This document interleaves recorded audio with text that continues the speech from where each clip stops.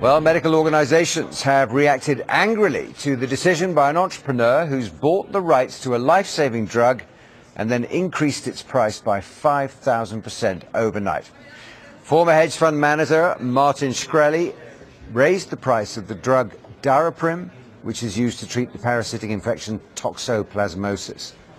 Well, John Carroll, the editor of industry newsletter Fierce Biotech, was one of the first to ask Martin Shkreli directly to explain his actions. He joins me live from Vermont via Skype. Thanks very much indeed for joining us, John.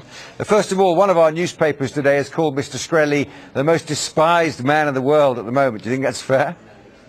Well, it's certainly, a lot of people would agree with that. I've been on social media for the last 36 hours, and it's been pretty hot and heavy for a long time.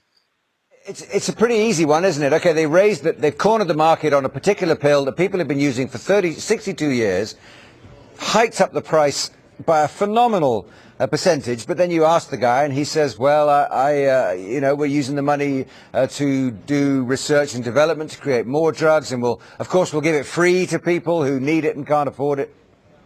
Right. This is the Good Samaritan argument that you hear quite a lot in the United States. It's one in which you say that no matter what you charge for the drug, it's okay, because inevitably you're going to use that money for research to make better drugs down the road. Usually, though, that's actually talking about drug prices for new drugs that are coming in, not 62-year-old drugs that were once available for $1 per pill, which are now $750 per pill. So what do you think Shkreli's up to then?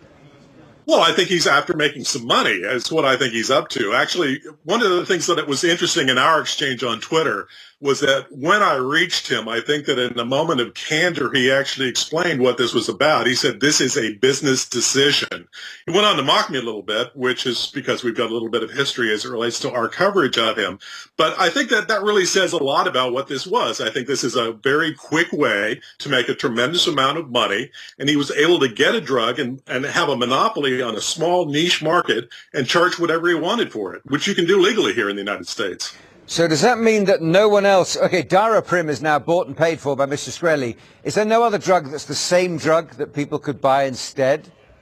No, there's not. Evidently, it's a very narrowly controlled drug right now. So clearly this was a drug that he went out to look for, where he would have the kind of drug where he'd have the market cornered on this one particular product. So he wouldn't have to deal with a lot of cheap generic alternatives, which may otherwise be available. They're just not out there. See, the thing that's strange, or strikes me as strange, and I don't know much about this, but toxoplasmosis is pretty common, so Daraprim's a very important drug.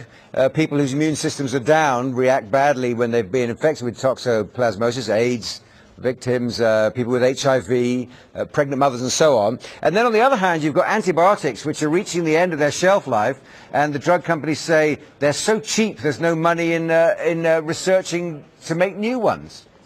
Right. In a lot of cases, I think that what you'd find for a drug like this, that there would be generic alternatives. But every now and then you can find a drug where there aren't any other alternatives on the market. You can buy it, you can control it, and then you can charge what you want here in the United States. Obviously, the same drug is available in the UK, for I understand, for about 65 pence per pill. Oh, yeah, no, we've got plenty of this stuff over here. It's not a problem for us. It seems to be only a problem for the United States. Antibiotics, which are universally cheap around the world, and yet they're starting not to work anymore. It's the desperate need for new ones, and the drug companies don't want to invest in those because they sell them cheap. That, one would have thought, is the kind of drug where you should be putting the price up. Well, you might think so, but actually what's going on here, what happened for about 10 years was a lot of the big pharma companies bowed out of antibiotics because there was not a big margin associated with these products.